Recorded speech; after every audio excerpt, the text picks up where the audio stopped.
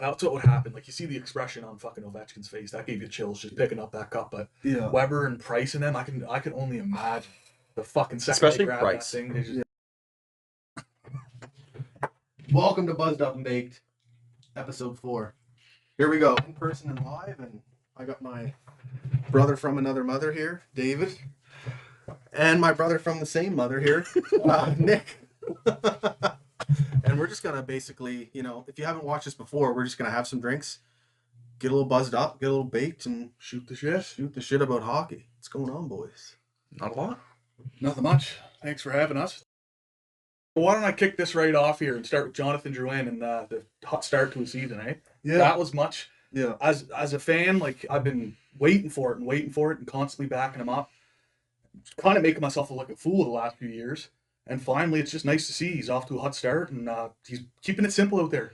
Yeah. Not just throwing pucks into the slot to a man that's not open, causing an odd man rush. He's actually, making the good plays, chipping it down low, keeping it along the boards. I like what I see from him so far. Yeah, I think that's the biggest thing that, like, what's kind of completed his game a little bit. Not just that he has good line mates now, but, like, he's taken his time with the puck. He's not forcing plays. I just find he's not treating it like the Q League anymore. Yeah. Deking around an entire team. Like, you can't do that. These guys are paid millions to stop you. Yeah. Like, it's just... You got to pick your opportunities. And if you're going to, like what you said, if you're going to do that every time, they're going to know you're going to do that every time. Like the Subban spin-a-rama at the blue line. Every time it was picked off, they know he's going to do it. Yeah. So yeah, it's true.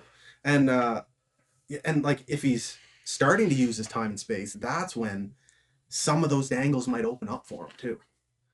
But yeah, he's been like we're getting that Drouin that started last season before he got absolutely fucking train wrecked by Ovechkin, which totally derailed his season. Pardon the pun. But yeah, like he looks really good out there, and he's over a point a game now. I think he does. I just think Nick Suzuki makes everyone better. That's true. That is true. That's a good point. I think his hockey IQ is just so insane that you put anyone on a line with him and they're gonna produce. Yeah. That's very true. But also with that being said, is Drouin played with Nate in Halifax, so that's all Drouin needed was just elite centerman. Like, Drouin's not going to make players around him better, but the fact that he's finally got like a solidified, solid centerman who's only going to get better. I think Drouin and Suzuki are going to be a pair for a long time. Long time. It could be, yeah. You like Anderson in that mix? Yeah. Come on. Yeah. Come on. And dude, like, he is fucking huge, but like, he's as fast as Paul Byron out there. Oh yeah. Prime Paul Byron. Like, it's like Connor 6 years ago, Paul Byron. Yeah. And like, even last night on the 2-on-1 with Kotkaniemi, like, Anderson's nowhere to be seen, but then all of a sudden he comes out of nowhere. And just we got a 2-on-1 on our hands. And I love that Kotkaniemi actually shot there. Yeah. Like, Kotkaniemi. Last year before the AHL, he would have passed. Yeah. I think sending him down was like the best thing they've ever done for him. Oh yeah. Get the old and then gets all those assists. Yeah. Yeah. Yeah, but he shoots and we get a rebound, goes to Anderson, he's fucking batting pucks in midair. Like, second time. We're just effortless though. Like, it's just disgusting. Yeah. The hand-eye. Yeah, it's so good. If I tried that, strike one. 2 and 3. Yeah. Just fucking waving your stick all through the crease. Probably would have just took a high sticking penalty. Riddick's helmet goes flying. It's been a good start to the season. It's crazy. It's nice to see. It's nice to just be able to like sit back and like enjoy games a little bit. Not that I don't enjoy them when they're like close but it's just nice to be able to just sit back and watch the Habs fucking have a lead for once. Yeah. It hasn't been as stressful watching Habs games. It will get stressful, and it is when they play the Leafs, especially because I hate those bastards. But like, when even the odd time we've gone down a goal this season or a team starts to come back, like, you don't get that panic, like, oh, here we go. Yeah. Now the game's going to be over and we're going to lose somehow. It's like you actually have the confidence that, they can actually keep them at bay. They can finish this out. Hopefully it sticks up like this because, man, it's been really impressive. They're fun to watch. Yeah. For the first time in a long time, I find. Like, just... It's a completely different element they have, and I don't know if it's... I think it'd be funner with the fans, though. Like, that experience at the home opener, like, Gallagher gets the first goal. at the Bell Center to start the year. Yeah. Like, how fitting is that? The fucking horn going off. the Yeah. Buildings exploding. We probably, a bunch of healthcare workers. And not up to in the mention, that's boxes. Perry's Yeah. 799th point. So he's going to get his 800th. Yeah. Weber's going to reach his 1,000 games. And no fans in the arena. Yeah. That's yeah. Yeah. Those are pretty big Man, milestones. they Right? really That are. kind of sucks to not have the fans there for that. Yeah. They're gonna have, once they have fans back in the building, they're gonna have like a lineup of things they're gonna have to celebrate game by game, at Including the Bell cup. Center. Yeah. Woo! Raising that banner. Yeah. So as you can see, guys, we're gonna have a blast tonight. We're gonna get buzzed and baked, and it's gonna be an absolute treat. So thank you for joining us. You're part of this crew as well. Get at us down in the comments on whatever we talk about here, and yeah, enjoy the show. So Crosby, it's coming to Montreal. Yeah, according to 3 panelists last night, O-Dog, one of them, big Leafs guy, he thinks good fit. Crosby, Montreal, yeah. He's gonna go anywhere. I mean, I bet you that he's got a short list of who it will be. 2 teams. 2 teams, Habs. And Avs. Yeah, they both rhyme. But that makes total sense too, because why you either go back to your hometown, or not your hometown team, but your favorite team growing up, who is loaded with Olympian Canadian gold medalists that he's won medals with, or won championships with. Join up with them, go on a few cup runs, or you pair up with your, your heir, the guy who's taken over for you in terms of Cole Harper superstar. Yeah. Maybe go win a couple cups with them. I don't think Pittsburgh's going to be winning any more cups unless it's this season. So, But like, who doesn't want to be the one to lead the charge to bring the cup back to Montreal? You know what I mean? Who doesn't want that title? yeah, You know how sick that would be? Like, look at the Raptors. How insane that parade was. And it was all around Kawhi. Yeah. You know what I mean? He brought the championship Yeah. to Toronto. Okay, let's be honest.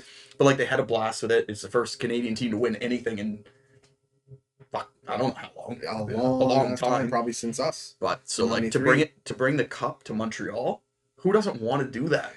It's such a pride thing. Could you imagine that? Cole Harper, Sidney Crosby, the greatest player of our fucking decade, comes to the Habs and wins a cup or more. Like, that would be a modern day, like, potential dynasty for the last few years of Crosby's prime. It's just nice that, like, Yeah. with the team we have now, people actually want to come and play in Montreal. Like, look at Dubois.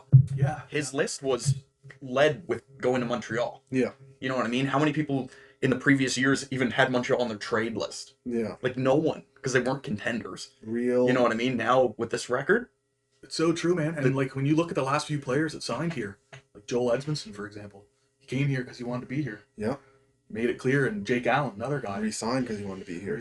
came here, then re-signed because he wanted to be Yeah. here. So yeah, And even Josh Anderson, he committed to a really long-term deal. Yeah.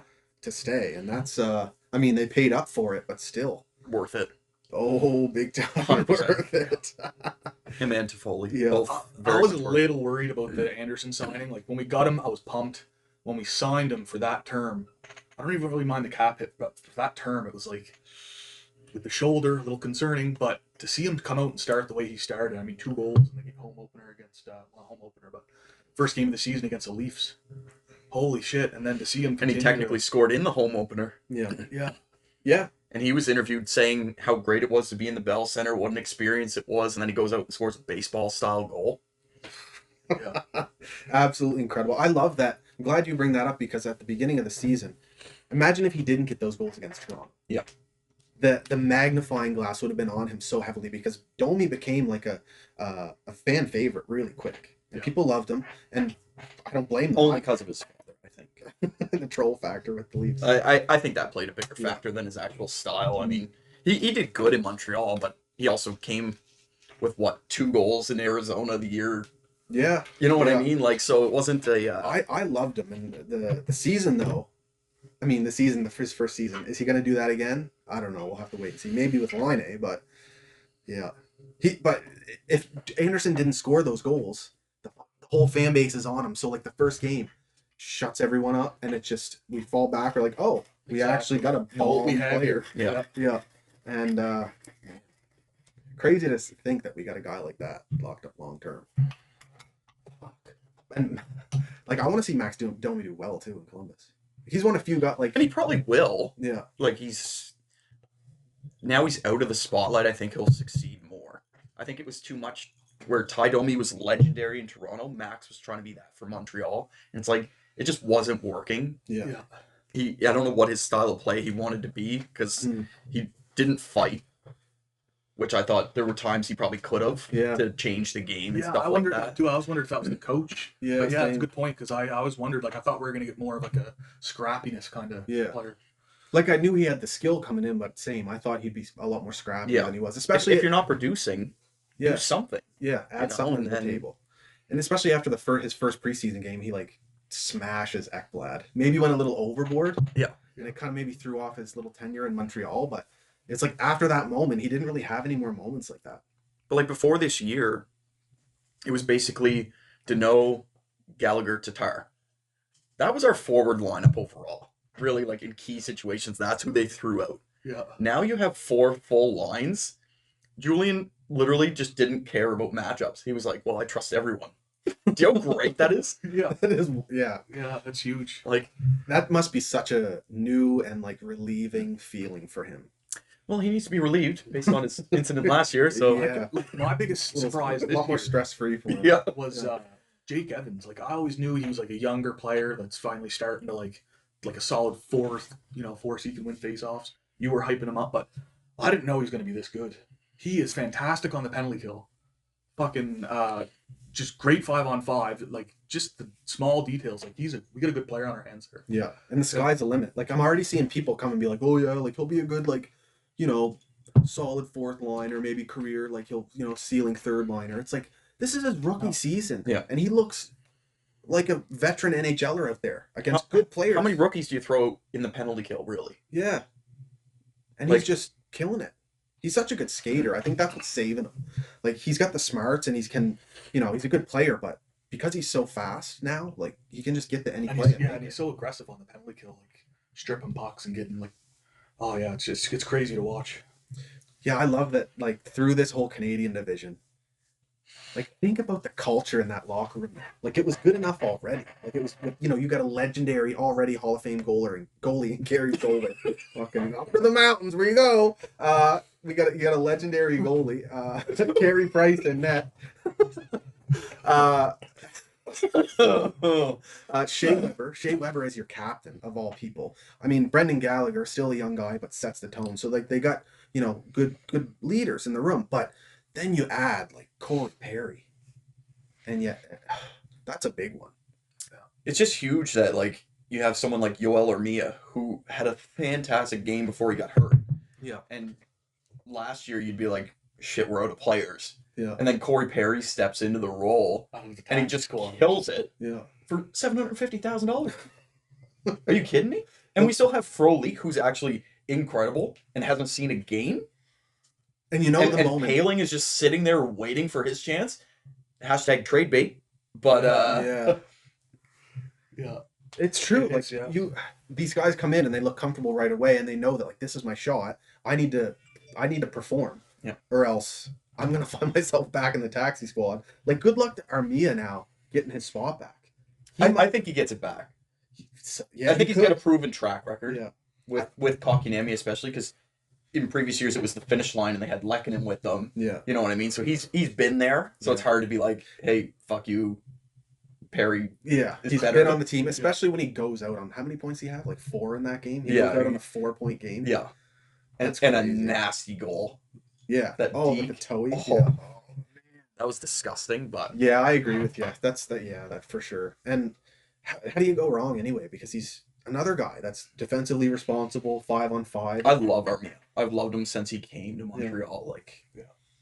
UFA too. He's a guy we might unfortunately lose, but regardless if that happens or not, I'm definitely gonna have fond memories of what he did for us. He's got hands. Oh yeah, like underrated hands. Yeah. But like, you got the expansion draft coming up. That's what worries me. It's gonna be interesting to see, who we lose that. Bergevin needs to start making calls and be like, here's the contract you need to take. Yeah. You know what I mean? Don't take our good players. Build that relationship now. Sort of thing.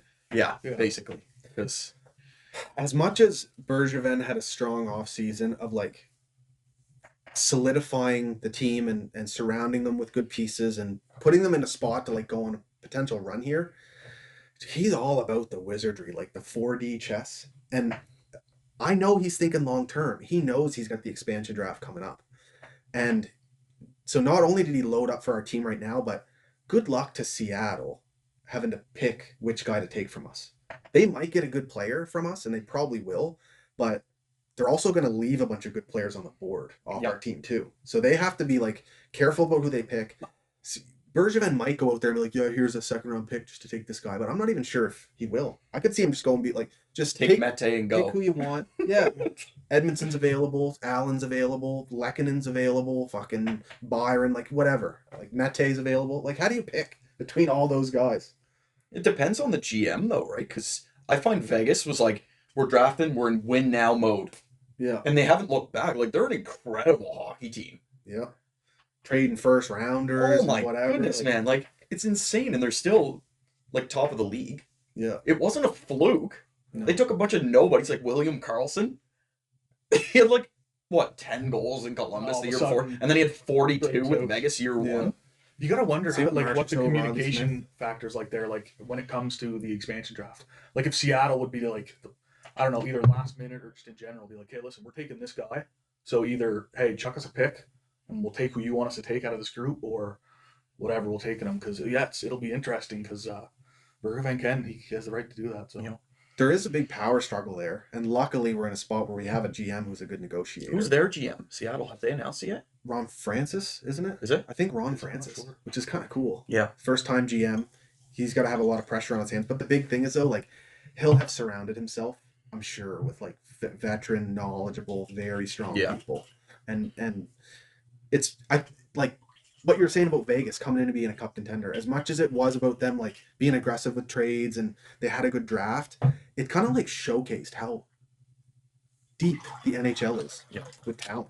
It's wild. They called them a bunch of talent they have. nobodies. Yeah. You know what I mean? They come in and they go to the conference finals or even the finals their first The year. finals in the first year, and that's just like ammo for them. Yeah. Oh, these third liners, fourth liners, whatever, and it gives them a bunch to prove. I bet you it'll be the same thing. The media will do the exact same thing. Oh, Vegas is going to be tough for them on paper. Blah blah blah. Like these former NHLers taking on GM jobs are starting to do well too, right? Look at Bill Guerin in Minnesota.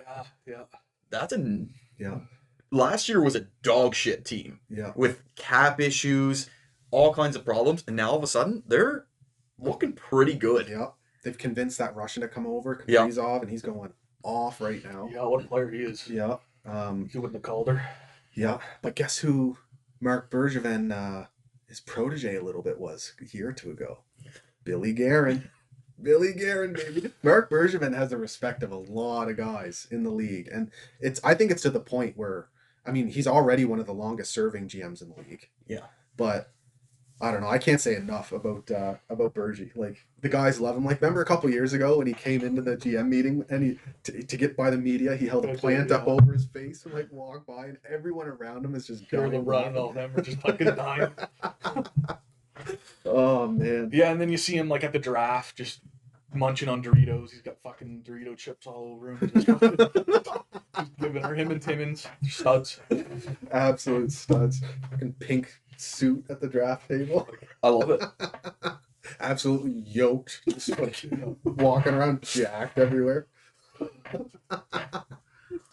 Oh man. But he took so much shit. Like, it was weird because when he got hired by the Habs, he got kind of like the Kyle Dubas treatment at the beginning. He got the hype, like, oh, this new GM, like, everything he did was like, oh, wow, like, when he traded for Petry. But he wasn't 18. People were like, yeah, exactly. People are like, oh my God, what he's doing is great. They go on a little run there, maybe because of Carey Price. Probably carried them a little bit. I mean, Jeff Petry. Carried them. Yeah. Yeah. Pun. But then, yeah. But then, the moment he trades Subban for Weber, ever since that moment and years after, like, anything he did, people shit on, like, everything he did. Well, Yeah, it's Subban was like the complete- yeah. face, though. Yeah, the face of the franchise, the guy who donated all that money to like Yeah. He had the kudos to him, children's like, such an charity and awesome stuff. person, right? But you trade the face of the franchise for Weber, automatically everyone thinks it was a loss of a trade. Yeah. So everything they did, everything Bergevin did from that point on, it was just judged right away as being like, oh, you're a dummy, you lost. Yeah. he didn't know what he was doing with Subban Weber, so clearly he doesn't know what he's doing with anything else. Yeah. And now look it's at it. unbelievable. Subban's Maybe- an absolute poison. Yeah, yeah, it's true. I mean, how could you deny the trend at this point? He's mixing it up with Galley in practice. He's mixing it up with Plecky in practice. There was clearly something going on with Pacioretty. So eventually he gets traded out of Montreal, and then He pulled that shit with Miles Wood this year. Miles Wood this year, and even with Nashville, like the Listerine stuff with Crosby, that was Bush League, man. I remember That was a so couple of Bush Nashville League, teammates. especially for the final. I remember a couple of Nashville teammates had some things to say about something he did too. It was in the playoffs. Yeah. And don't get me wrong, like I have fond memories of watching Subban. I don't. I do. Oh Like, yeah. what about him absolutely like destroying Brad Marchand? That was fucking. I jumped out of my chair. That felt so good. Seeing him fucking skate to the bench, he got a breath, fucking gagging for air. That fucking rat. Oh man, that was fucking perfect. And like some of his Scooby-Doo plays like actually worked out. He scored some nice slappers. The breakaway goal against Colorado, the playoff runs, especially when we knocked out Pittsburgh, knocked out Washington. But how can you just ignore that he is a poison in the locker room? Yeah. Just ask Lindsey Vaughn. Maybe not in the locker room for her. Maybe in another type of room. Poison nonetheless. Yeah. Anyway, Bergevin. So it kind of worked. Maybe it worked out in Bergevin's favor. Excuse me. I have a hard time seeing other GMs kind of thinking he's going to make a bad trade after that, like using that Subban Weber reputation. But I don't know. Like maybe it kind of worked out for him in a way where some people underestimated him, because right after that, a couple years down the line, Galchenyuk for Domi, absolute steal of a trade. Yeah. And then after that, he makes the Pacioretty deal. And Which I was all for, just to clarify. yeah, I'm good on that too. From day one, I never liked Pacioretty. Yeah. I hated him. Oh yeah, that is. I could vote for that. Yeah. I hated him But for you so love long. Desharnais, who was hooking him up. Yes, I did. Yeah, Little Davy Desharnais. Saint on earth. yeah. No, he was underrated. Dude, he had like 70 points one season. Yeah. Like that's crazy. So yeah, he ends up like he didn't necessarily. He won that Pacioretty trade big time. Even if Pacioretty's lighting up right Pacioretty now, for Tatar was a win. yeah, exactly. You throw Nick Suzuki in the deal, and it's an automatic win. Oh, And a second unreal. round And then- pick. Yeah, and then Norlander was it? Norlander they used on that pick, and people are hyping him up now. So like, But and then what you were saying, Galchenyuk for Domi, and then Domi flipped for Anderson. And what was the stat you had last night? Oh, I seen someone say on Reddit, they're like, Anderson now has more goals than Domi and Galchenyuk combined.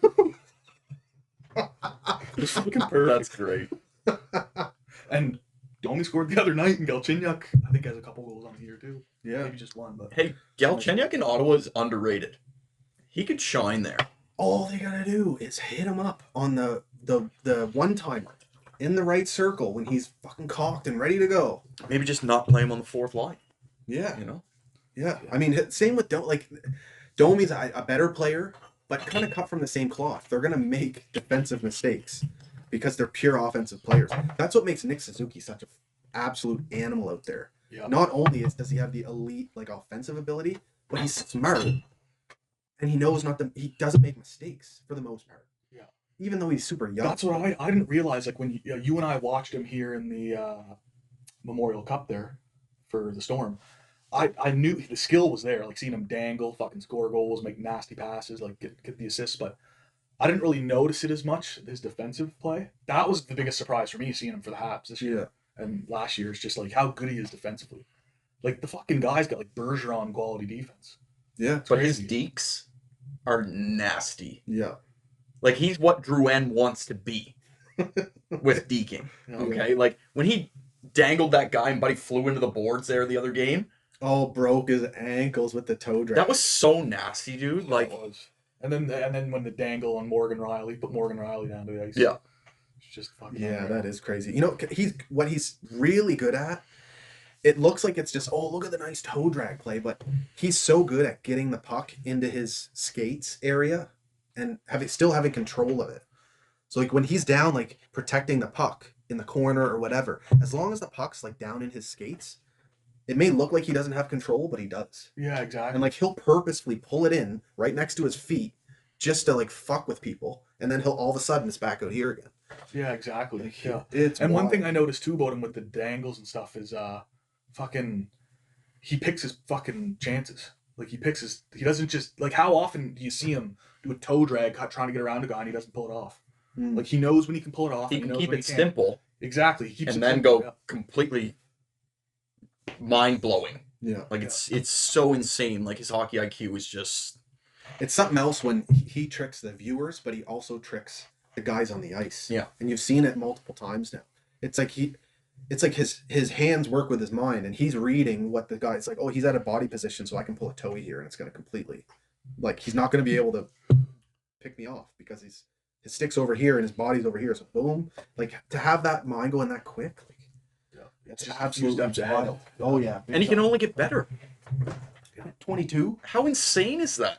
Like, and like even in the home opener there, he was one of probably like 3 Habs players that were smiling when they introduced them into the center ice. Like he couldn't stop smiling. Gallagher was like ear to ear I love seeing that from smiling, Gally. and he looked so cocky with it too, right? Yeah. Like it wasn't like a I'm happy smile. It's like I'm here, motherfuckers.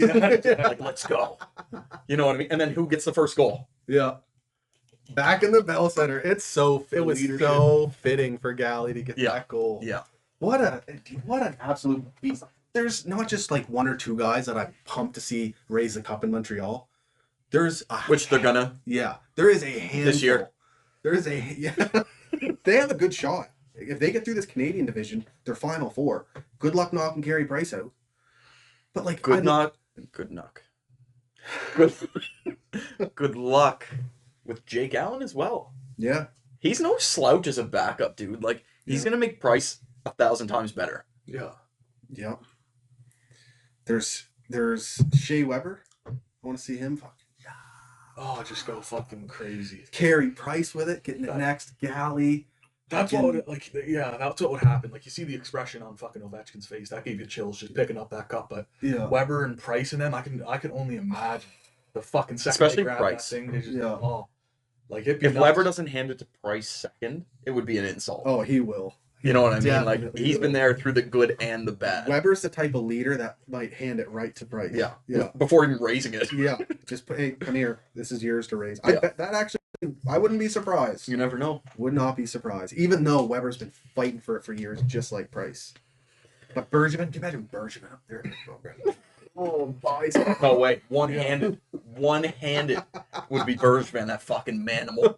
If anyone hasn't noticed, Yeah. fucking juiced up Bergie there. Oh, man. No flow at that point yet, but he's got the flow Oh, yeah. going now, just slicking her back. Crazy.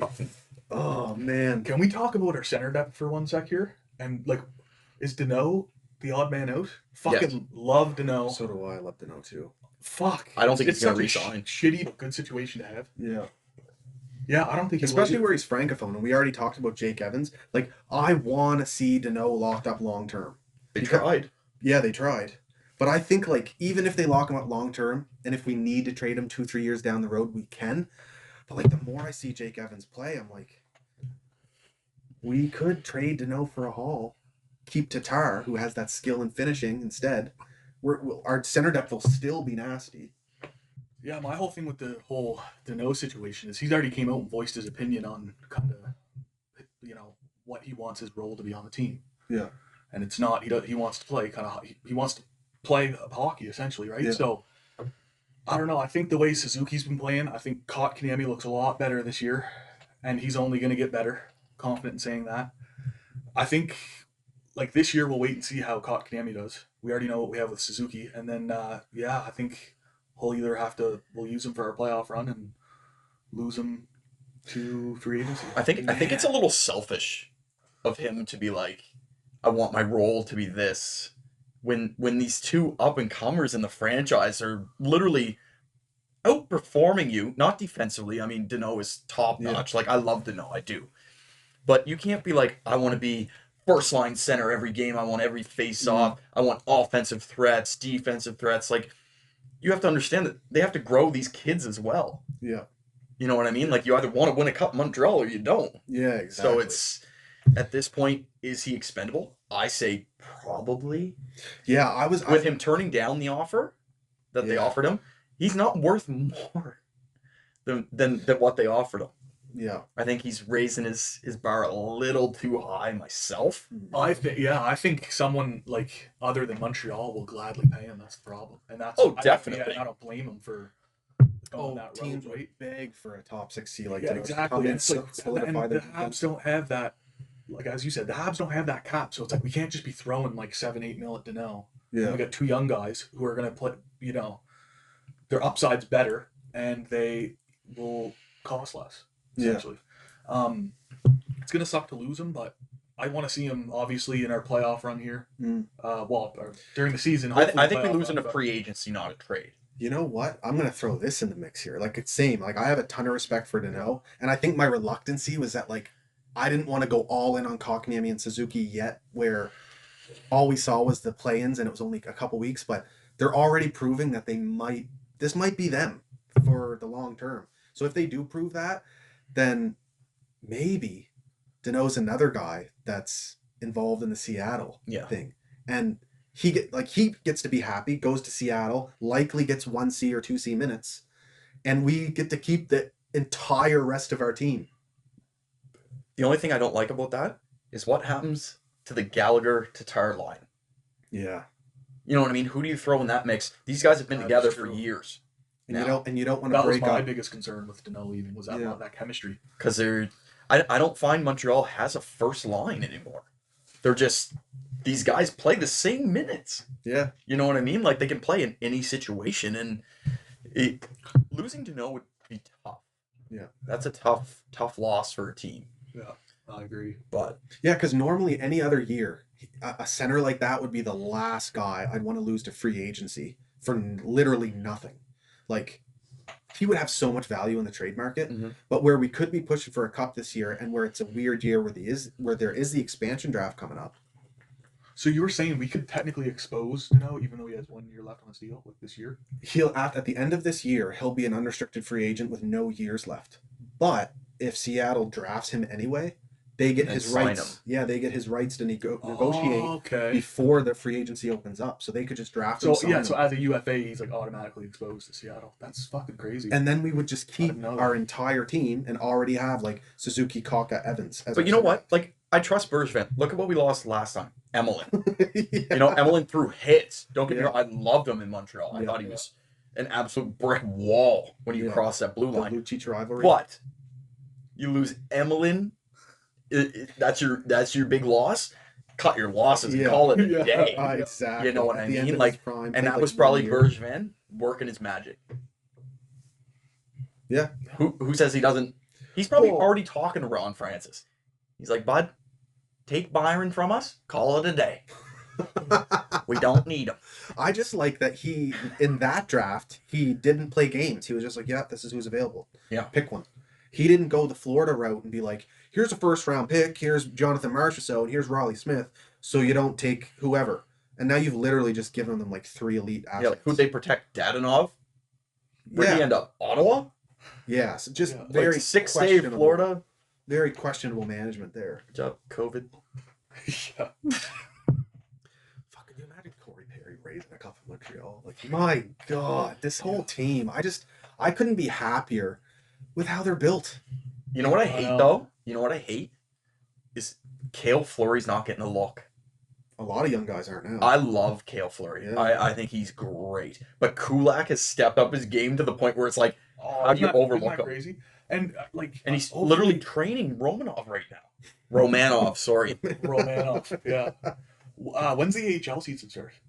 Soon, I think early Feb. That's what I thought. Because I mean, we can't be having guys like Fleury. I know Fleury will be playing Paling there, but Brian Paling. We can't be having guys like him sitting in our press box not playing hockey. That's so bad for their development. Like he needs to be down there all year playing top minutes. Yeah, I think he gets traded. I think Paling's in a deal somewhere. Minnesota, maybe with Billy Guerin. See what you can bring in, but it depends because I don't think Montreal needs anything. That's the problem. But like teams are already watching Mete. Yeah. And they'll probably start sending offers pretty soon if he doesn't crack the lineup. Yeah.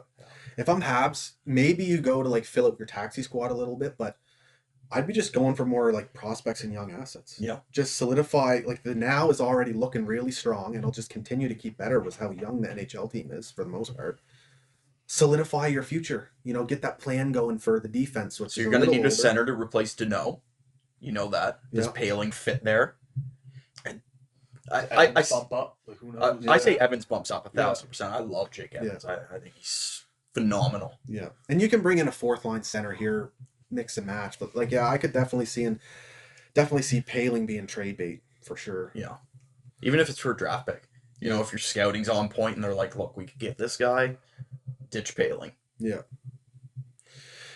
Yeah, back to Romanov though. Like, dude is Holy out fuck. here Let's talk about his flow, though. That hair. majestical, right? He just flew to center ice in that Habs home Majestic. opener, just as they announced it, and it was just flowing. He just looked great. Just blowing Just the wind. great. Blowing in the wind, slow-mo Fabio out there. You know what? That was, even without fans, I'm glad they did that, though. Like, the healthcare workers were announcing the players. That was actually so really cool. Yeah, That was a great thing to do. Yeah. Great thing to do. I loved it. Yeah, and yeah, fucking Romanov, man. Like he's Romanov.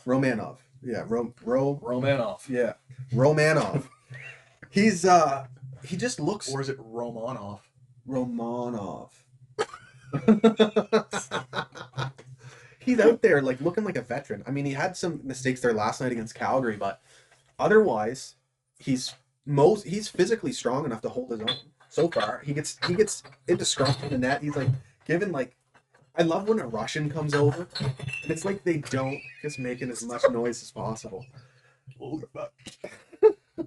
Find what you're looking for. Got it. Yeah, the Russians come over, and it's like you kind of wonder if like, do you know who this guy is? Like, you're really tangling it up with like Cassian in the slot right now. Like, what are you doing? And he holds his own. Yeah. Like out there He's immediately strong. trying to smash Kachuk. Love seeing that. The day that the KHL fucked him over for coming over here, I think his team started playing him like 5 or 6 5 minutes a game. I think the owners, like, yeah, it was a shit show.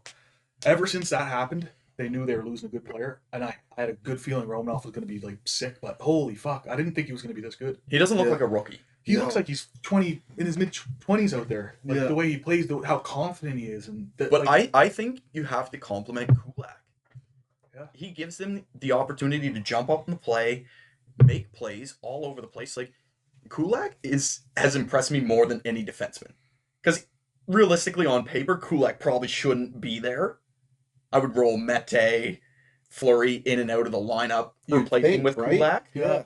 But how do you replace someone that's that good? yeah, And doesn't make mistakes. No, Kulak's like insane, and he doesn't even have eyebrows. Yeah, I don't think Romanov could ask for a better partner to come into the NHL and get a guy like Kulak who doesn't make mistakes. And like you said, he's Got no eyebrows. got no eyebrows. Yeah. He's allowing Romanov to his game to flourish, go up and Yeah. play, and do his thing out there. So that's pretty cool. Yeah, didn't we?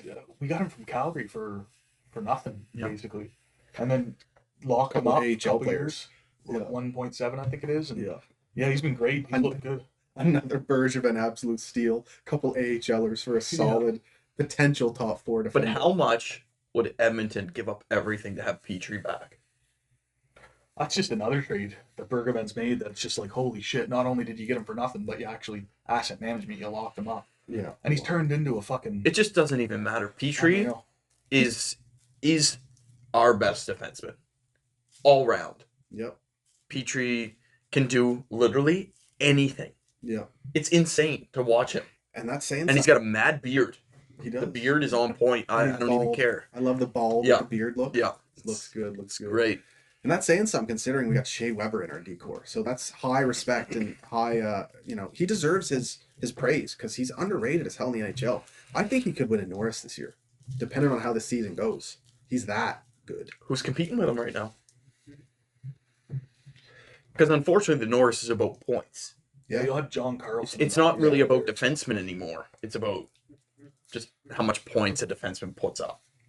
Okay, so right now, Petry and Carlson from Washington, I would say, are the front runners for Norris. Absolutely. Maybe Petrangelo coming into Who? Vegas. Looking good. Petrangelo? Who? Petrangelo? How the fuck are you supposed to say We his don't name? recognize him. He's not in Montreal. Yeah, Um, exactly.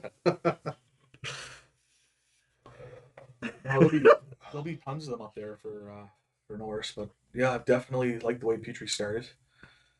putting up the points, strong defensively, like leading the way, scores clutch goals for us when he needs to, but makes the right plays too out there. Like he used to make the odd mistake a year or two ago defensively, but he's not even making those mistakes anymore. Like he's just a complete, absolute unit back there on defense. Well, I think it helps having the concentration is going to be on Romanov and what he can do. So now you have a third pairing. Okay, and the third pairing and the fourth lines, these are what makes a team. Yeah. If your coach trusts your third line, which is Romanov and Kulak, Yeah. who are seeing a lot of ice time. You know what I mean? It takes away from Jeff Petry's stress and everything. It allows him to just play a different style of game. Yeah. And Edmondson is his partner, who's a stay-at-home. Yeah. So Petry can rush up and do his offensive thing. It's just so fun to watch. And Edmondson's looking smart out there. Like he's, you know, he brings the physical aspect and the blocks and whatever in the D zone, but he's making the right plays and he's letting Jeff Petry lead the way. Yeah. And the other thing to what you said too is like Ben Sherratt and Shea Weber are eating mad minutes right now, and they're just like, how do you get anything going against two defensemen like that if you're the opposition coming in? Like Edmondson's empty net goal. Do you know how hard that is to do? Seriously, he flipped it up and it landed in the back of the net. Yeah. It didn't bounce. He roofed it from in front of literally the goal. bounced behind the goal line. Yeah. That's accuracy. That's insane. That's, you know what that says? It's just fuck. Have him out there anytime the fucking net's empty. Yeah. After seeing something like that. Yeah. Holy shit. And that's a situation where you close up the game and you never know what might have happened if you didn't. Yeah. And icing leads to an offensive zone faceoff. Yeah. Yeah. But he buried it. Disgustingly. Did he ever? How fun is this Canadian division though? It's probably the best hockey we'll win. And and you don't even realize it until it started. Like when I seen the schedule, I was like, oh yeah, this is crazy. We play a bunch of teams like multiple times. Yeah. But when it actually like when the fucking season gets underway and you're playing these teams like time after time, right afterwards, like it's crazy. It's crazy to fucking watch, and the rivalry's going too. It's gonna be. We haven't even played Ottawa yet. Fucking Brady Tkachuk against. And no matter what happens, regardless of where we are in the standings, Ottawa and Montreal are always fierce rivals. I don't know what it is with Ottawa. They always just have these grease balls out there on the ice. Ever since they killed us in those playoffs. Yeah. Chris absolutely Neal. Murdering Lars Eller. Chris Neal being Chris fucking Neal, asshole. But now the new wave, fucking Brady Tkachuk. Like, absolute. Like, he's a solidly skilled, Yeah, but you player. know what? After their first win, they look like dog shit. Yeah. They don't look like anything. That's true. I'm glad we get that out of the way right now. We easily will smash them. I just think they might end up being against us one of the greasiest teams we play against. Yeah. Between Tkachuk and Gudbranson and like Austin Watson out there for Austin them. Watson, yeah, Like, another one. Oh, like just a Whole puke fucking out there. drop the mitts. I think it's only a matter of time before we're seeing Anderson fighting. What, like Tkachuk? I think that's too good. Two top six power forward fucking goons going at her. But Montreal's no slouch in that department anymore. No. They're no longer forwards that are 4'11" that you can just throw around. You know what I mean? And like, look at Ben Sherratt fighting is fantastic. Yeah. I love it. And yes, I know everyone's like, oh, it wasn't an actual hockey fight against Matthew Tkachuk. So Because he turtled. yeah, he took his opportunity. He's like, okay, this guy wants to get greasy in front of that with me. Yeah. This is how it's going to go for you. He took his opportunity. Refs saw it as a fight. Matthew Tkachuk had no choice but to drop his glove there, and Ben Sherratt absolutely hammered him. Sent a message. But that's not his first turtle of the year, No, Matthew Tkachuk. no. He's getting a reputation. He's learning real quick that if I want to play like a greaseball out there headhunting, I'm gonna have to answer the bell. But look at how he plays, and like imagine if for the teams that don't have a Ben Sherratt out there, don't have these big guys that can answer. Yeah, but Ben What are they Sherratt gonna doesn't do? even have to. Yeah. There's so many Montreal players that can do it, and Ben Sherratt's like, no, boys, I got this. Yeah. And look at Kotkaniemi on the bench, laughing, having a great time after seeing Tkachuk fucking turtle. Are you kidding me? Mole and all is just up. Same thing can be same thing can be said about Josh Anderson. Yeah. He can hold his own if he needs to, but he doesn't have to. There's so many guys that can step in. Edmondson, your boy Joel Edmondson, fought Tyler Myers, fucking clocked him a bunch, like made him look like an idiot. And Myers is a big bastard. You know what? too. The Edmondson fight was so lame until he threw the left, they were just like tangled up and tangled up and tangled up. And all of a sudden he was just like, no, like I'm good. I'm gonna throw a left. And throw him completely off guard. And caught him. He caught him good in the jaw. Yeah. And that was it sucks because we lost our Mia for X amount of games. You know what I mean? So it doesn't really justify it. There was no suspension. I get he's 6'7" hitting a guy that's 6'4" or whatever it is. But he caught that left. Oh yeah. He caught answered. He answered the bell for it too. And either way, it's Edmondson making his presence known. Yeah. You know what I mean? He was stepping up for a teammate. And someone was gonna, you knew it. Oh yeah. But Edmondson, right off the practice, was mouthing off to him, was like, we're gonna go. Pre-game skate, he's like, yeah, we're going here. Yeah. And so I was watching it with my dad, and I was like, when is it gonna happen? Neither of them are on the ice yet. And then their first shift. Yeah. And it's hilarious because it's two defensemen who are like on opposite ends of the face-off, and they come and match up. Yeah. Yeah. It's nice to see Armia skating, because like, holy shit, when he got hit and he went out the tunnel like that, like, they announced a concussion. But he skated off himself. He could be out for a little while. That was a good thing. that was a good sign. And I was fired up about that hit, but at the end of the day, like, it kind of worked out where the league didn't come in and they kind of let the players sort it out. And that was kind of cool to see, especially on Hockey Night in Canada.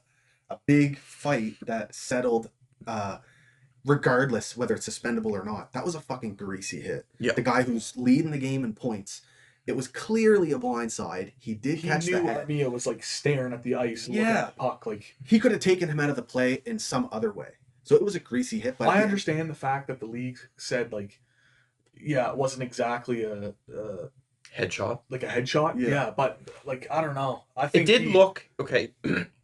As a Habs fan, it looked chest first. He tried to dip it under. He's fucking 3 inches taller than Armia. Yeah. Okay, and Myers isn't known for his dirty hits. It's not something he's known for, and I think it was a fair hit. It just was kind of unnecessary at that point of the game. Yeah. And like Armia was already battling 2 other Canucks players when it happened. That's what I didn't like. And it's not like it was third man and he skated in and flattened him. Decked him. My issue was like the league didn't do anything about that, and then now you have Kachuk running a guy like Jake Evans with what was there 30 seconds left in the fucking game. Yeah, and he's trying to line up went to line up Evans. It's like at one point it's gonna happen, and the league's gonna have to set an example. Some guy's gonna go boom, do a flip, hit the because like fucking these players are fucking pissed off, especially when they know the game's over and they lost. Those players still have to face you 8 more times. Yeah. So if the league's not going to do something, the players are sorted out, and Julian said that too. It's like the players are sorted out how they see fit, and it was nice to see that kind of play out on Hockey Night in Canada. Like, it sucks that he didn't get suspended or whatever. I'm kind of glad he didn't. Yeah, it worked. It gave Edmondson a chance to be like, you know what, I'm new here. Yeah, let me step up. Yeah. And the game settled down. And he didn't need to. There's so many other players that could have done it. Yeah, you know what I mean. But those are the times where I'm like, if this happened when Max Domi was here, those are where I would like Max Domi to step in. Yeah. In hits like that. But he never did. Yeah. You know what I mean? So now Josh Anderson's here. Will he answer the bell? Anyone can step in for us and win a fight. It's not like they'll step in and possibly get their ass kicked. Like, they'll come in and hold their own. Yeah. And my thing with Anderson, it's like, if you're gonna fight, make it worth it. Like a fight against Kachuk, as we were saying earlier, like that's you're getting a top 6 guy for them off the ice. But like, no offense to Simmons, but like, you're not fighting Simmons because that's just why go off there in 5 minutes for fighting Simmons. So like, that's where Perry needs to fight Simmons. Yeah, exactly. Pick your spots and pick your spots, and that does make sense. If you're gonna fight, you take off the other top 6 guy.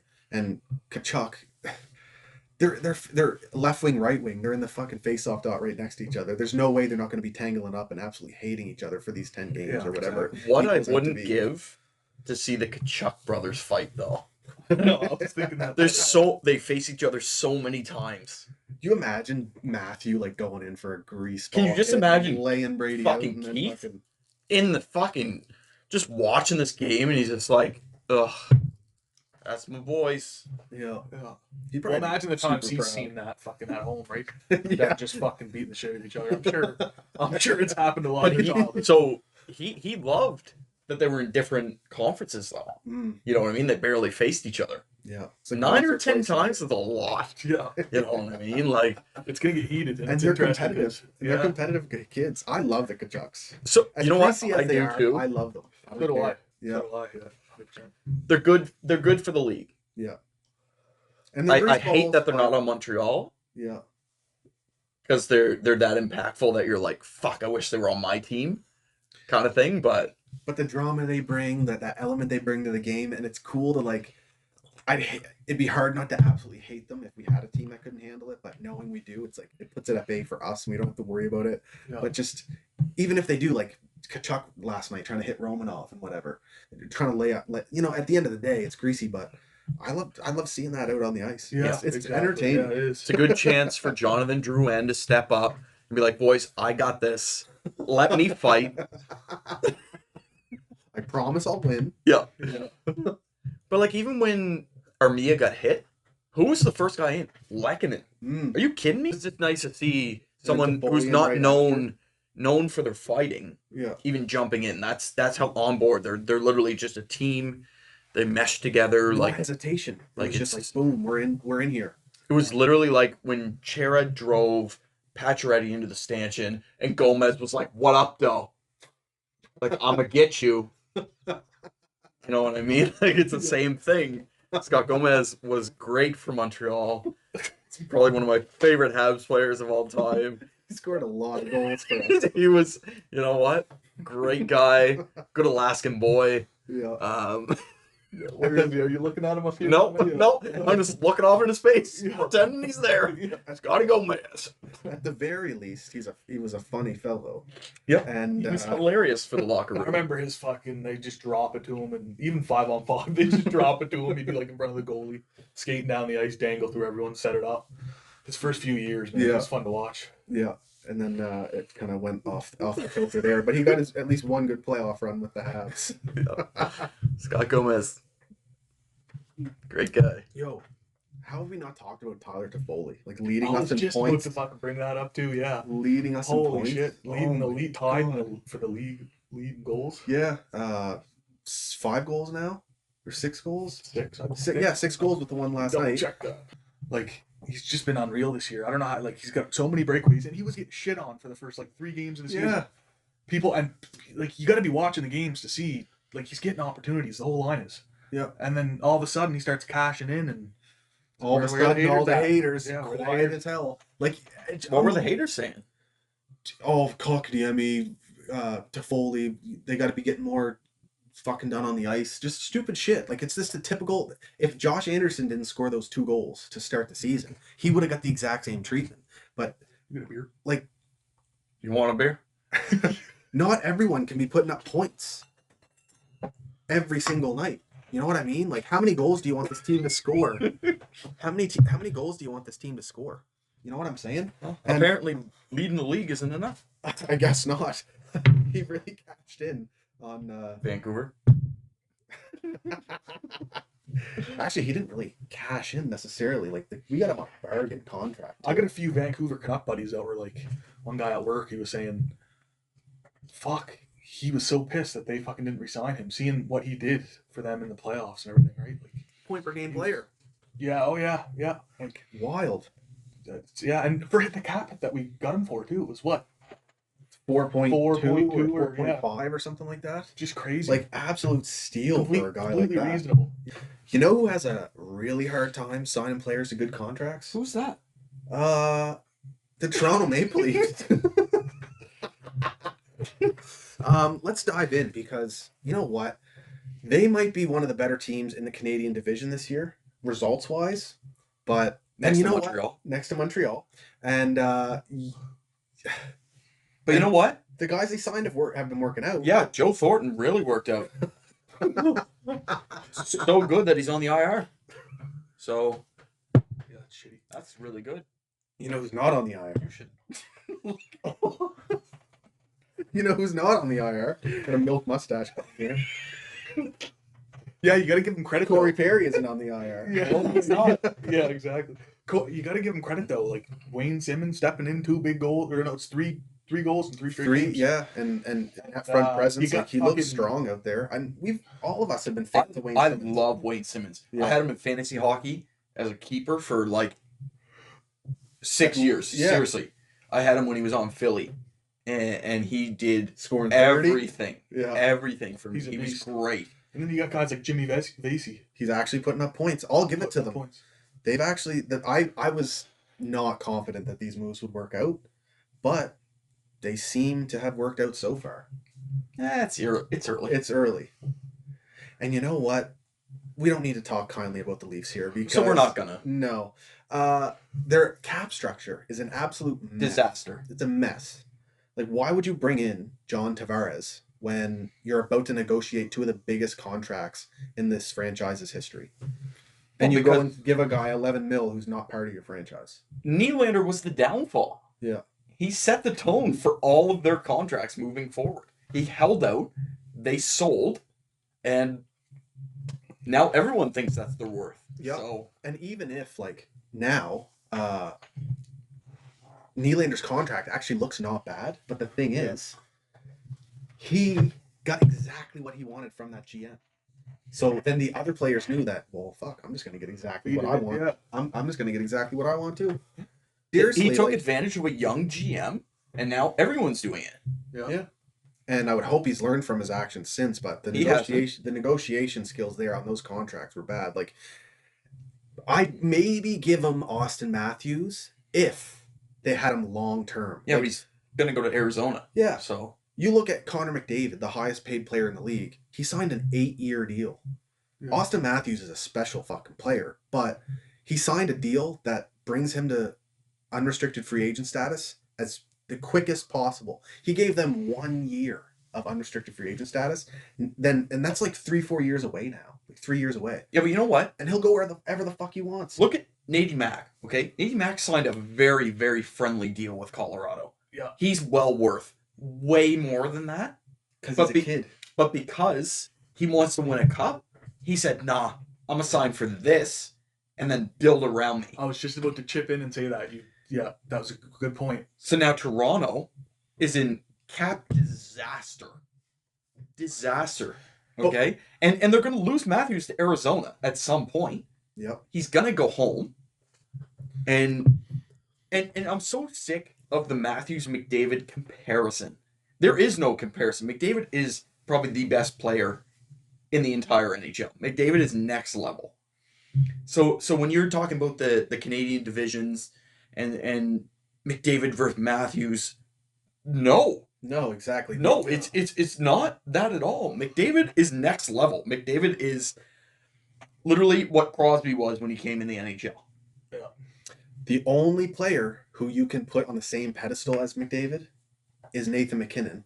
Yeah. Who, out of all these 3 players we're talking about right now, like, What's he we make? just 5 brought- mil? Yeah, he's the one on the team-friendly contract. He's the one with the best chance right now And that's what, to win a Stanley That's Cup. what separates fucking franchises like the Leafs and Colorado is when you got guys that commit to that fucking to build that fucking Internal team. cap structure where we're all a team. It's not about the individual.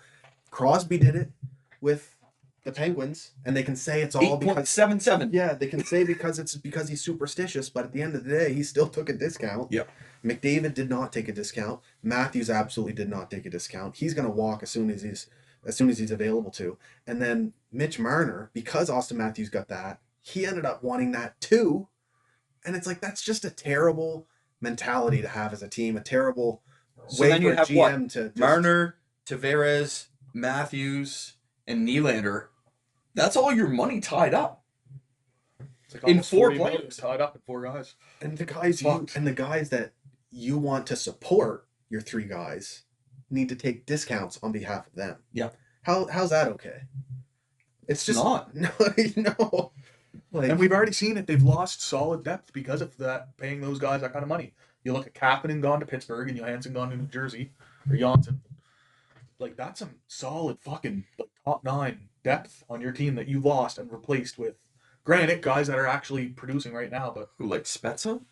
Simmons, Simmons, yeah, and then, the Brody Messi. thing's working, but at the same time, like Simmons is signed for 1 year, Thornton was signed for 1 year. It's just going to be a continuous fucking treadmill of guys coming in and out of this lineup. You're going to have to be altering it constantly. And like, I don't agree with that type of build. And I just don't see how that type of team goes far in the playoffs. I don't. Mitch Marner You'll get through the regular season, but I don't know. deserves better. He's actually really fun to watch. Mitch Marner is hockey IQ next level. I think Marner's a great hockey player. I think he's better than Matthews And worth every dime that they spent on Marner. I'm glad you're bringing that up too, because there are a select few guys with the Leafs that I like. We've already said Wayne. I like Mitch Marner as a player.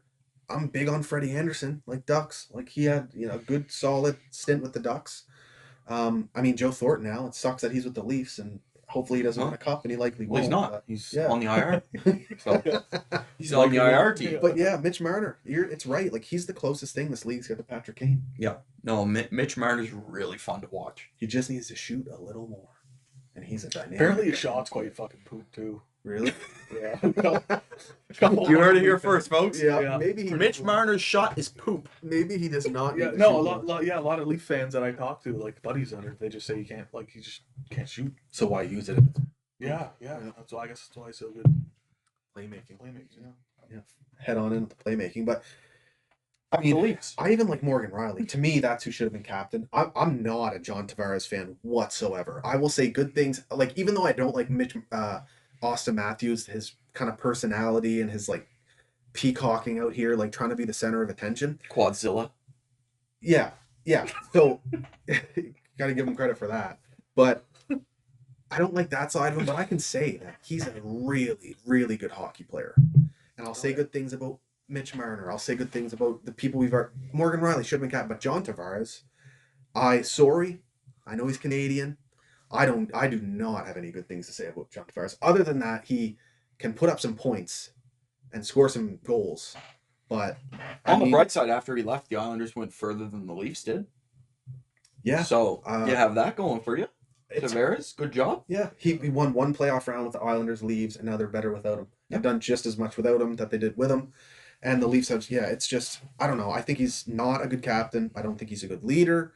I don't know. And I'm not the type of person to shit on a guy, but I think it's not talked about enough that they picked the wrong guy. They bring in a guy who demands the absolute. They say he took a discount to come to Toronto. Give me a break. Like, as good as he is, like, I'm not sure he's worth that much money. How long would Morgan Riley last, though? As the whipping boy, as they call it, for Toronto. Toronto media is brutal, just like Montreal. Yeah. And if Morgan Riley had to wear the captaincy, and then they keep getting eliminated first round, which I love Yeah. because they're dog shit. I don't care. I think it would drive Morgan Riley out of Toronto, Yeah, you got to be able to handle that, eh? Yeah. which Oh, that Tavares media has And I that. guess you can give that to Tavares. Yeah. You know for what I sure. mean? Tavares has been a captain in the NHL before, Yeah, that's fair. and it's not fair to put on anyone. Toronto media, like we locked out with Shea Weber. Oh, big time. Shea Weber, who's gonna tell Shea Weber he's dog shit? He'd probably just punch you in the face Yeah. and just be like, "Okay, bye." That intimidating presence, and like his first press conference with the Habs, he's like, "I'm not changing who I am. I'm not changing the way I play. Yeah, I'm not gonna do the flashy stuff. I'm not PK Subban. I'm here to play my game." Just completely shuts it and down. he shuts down journalists that ask him stupid questions. Yeah. That are like looking for clicks. Like he doesn't put up with shit from Nothing. like these post game, pre game interviews. And Even stuff. I love this, and it ties right in with the Leafs because this is the big thing for me, and it's old school. But look at the return to play. How the Montreal Canadiens looked showing up the games. They looked professional. They looked like a team. They looked like a united unit. you mean they didn't look like they were going surfing in Yeah, California? exactly. They didn't look like teenagers. Like absolute joke. And credit that to the media, spinning all this stuff in Toronto. Players need to be able to express themselves, and why aren't we more like the NBA and whatever. And if you want to make that argument, fine. But this is hockey. There's no other team sport like this. Like, you need that unity. And I love to see Shea Weber, one of the first interviews he did when the media tried to stir that up in Montreal. And all he said was, "We have team uniforms on the way from Lululemon. It's already taken care of." Boom. Shut down. we're not going to hear any more of it. Yeah, but you know And what look they at- teach? Yeah. They teach that uniform shit from like Timbits hockey. Yeah. If you're traveling, you're in a suit and tie. Yeah. No matter what age you are. Okay? You're not in surfer shorts in a fucking looking like you're in a fucking Beach Boys fucking music video. California girls, hey, what's up? Look at me. Look at me. I Yeah. want the attention. I got the most fashionable, trending Yeah. stuff Got a on. bandana and a Speedo Like- walking into the hockey arena. Like, Yeah. that's not professional. No. That, And- and literally, as you travel, in a Speedo. is what I would wear, so that's why I said it. But like even like in competitive hockey, when you're younger, if you're traveling, you have to wear a suit and tie. Yeah. It's just a thing. So then Toronto made an absolute joke of it. They look awful. They look like children. Yeah. It's the truth. It's literally like, you know what? I'm gonna dress myself today for the first time in fucking 18 years, Yeah. and this is what I'm picking. I would absolutely plead and take advantage of the fact of any opportunity I can to look dapper as fuck in a tux, in a suit. There's so many options you have, especially if you're loaded with the money to customize your suit, to wear a slick fucking old school wide brimmed hat or something like that. Like mix it up with your socks, mix it up with your tie. Why are you going like out there wearing baggy shorts like you just roll out of bed and you're showing up to Because you're a sack of shit. It's the nicest way I can say it. Yeah. Dude, Yeah, I don't. we all have faces for radio, Yeah. okay? And that means we're ugly, okay? Yes, I know. But like, okay, I guess. But I would kill to have a suit and rock it 24/7. No, seriously. I would wear it everywhere. Just any, those- any chance I could, I'd be like, you know what? I'm gonna dress up for this. Yeah. Rock just the slow-mo shot walking into the arena, like with your ear pods in. Like, Oh, yeah. Like not even looking at Rocking the out camera. to just Tom fucking- McDonald fucking in the earphones. Starbucks in the right hand, right? Just fucking... Yeah, anyway, and you know what? Speaking of pressure in Toronto and haven't needing that to be able to survive in that market, Freddie Anderson. This is the last year they have him signed and no cap space to bring in someone else. You might be able to find a good goaltender that has been good elsewhere, but good luck to them handling the pressure in Toronto. Anderson is top of the level elite. The poor defense he's had to deal with these last few years, he's still one of the best goaltenders in the league. Putting up the wins, putting up the stats, and then they shit on him for underperforming in the playoffs after they ride him like 60 games in the regular season. How backwards is that? So who do you think is Toronto's like most valuable lost player in the last couple And years? there's so many. Like, how do you lose? Because all I these have guys? mine up here. How do you lose all these guys for nothing? Mine's up here. Oh, The man, Leafs, who Yeah. have they lost in the last few years? for nothing, right? Just in general. in general? Who's not on the team now that you think would benefit them today? I have mine all locked up and ready to go. I'm ready. I hope I steal it. I hope I steal it. right if from you ya. do, I am just gonna cry. I'm gonna go with Stanley Cup champion Tyler Bozak. at That's center. who it is. That's literally my dude. That's my dude. Fantasy That's what I was hockey gonna say, yeah. too. Tyler face fucking off Bozak. magician Yeah, is the best thing I can say for him. I think him leaving Toronto, and a shout out to Nazem Kadri. yeah. I think them losing him was such a another good- loss. Like The guy you got for Barry, who's now no longer part of that team. Yeah, It's like just asset dog shit. management. Boom. dog shit. And it's like that's because they're in win now, like they're in Yeah. win now mode. It's like, well, Well- we haven't seen it because you're getting eliminated in the first round every year. So here's a free trade loss you just get to have, and no one's gonna talk about it. Yeah. Another guy I think that they've, I don't know, I think he walked, but JVR. Yeah. I think he was huge for them, just banging away pucks in front of the net. I think that was a big loss for them. Him going back to Philly's hilarious because if you watch like the last couple years of Philly chirping Toronto, it was always Claude Giroux being like, "You fucking pigeon," and now they're teammates again. Yeah. You know what I mean? Because Yeah. he went back there. So, but I think Tyler Bozak's one of the most underrated players in the NHL. I love Tyler Bozak. I had him in fantasy. He was great, Yeah. great Yeah. for fantasy hockey, and I think that's a big loss for them. Yeah, yeah, I totally agree. But how do you lose that many guys in the span of just a few years, and be okay with that? I guess you maybe want to move on and try something different, but that's very questionable. I'm fucking baked after So that am I. joint, dude. That's why I put it out, because I knew Yeah. fucks right up. He's like, We haven't So I talked think about we're good. Tortorella yet, though, That's a good one. Oh shit. because Dubois' agent Yeah, called out Tortorella yeah. for whatever that drama is, and his tenure's up. He's up this year. Seriously. He's been in Columbus for 6 years Wow. or six seasons. He's been there that long. Like that, he's got a lot riding on his whole philosophy right here now, and he's not backing down either. You know what? I love John Tortorella. Not even gonna lie. He's one of the last remaining coaches that coach the way they should coach. Yeah. yeah, team first. I if you're think not Paul gonna play- Maurice is the same. So it's funny that Dubois was like, I want to go to Winnipeg. Yeah. And it's like, well, you're going to get a lot of the same, except less aggressive. Yeah. Exactly. But Tortorella calls it as he sees it. He's a stud in the NHL. I don't care. I think the one. I think. Yeah, I agree. But Tortorella wants to retire, I guess. Oh really? Is the Man, go out on top. To be a coach like him and to keep his career going this long, despite that style, what he's done in his career is wild.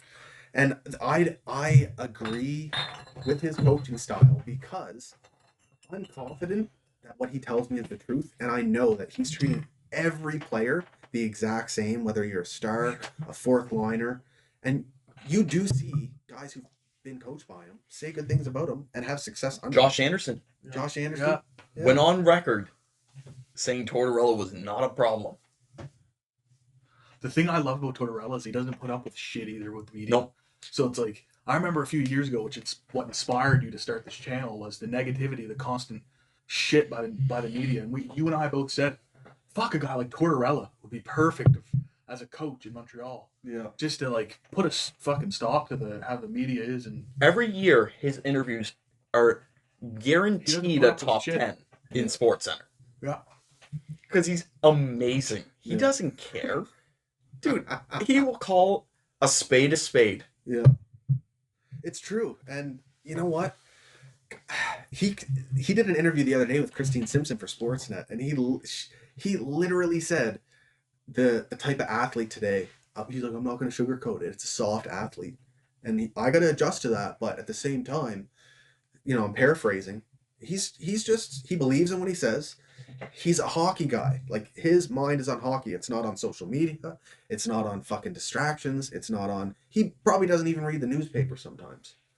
And He's been in Columbus for 6 years. yeah, Columbus. The Columbus Blue Jackets. Are you kidding me? Really, what do they have to offer that have made them playoff bound other than Tortorella?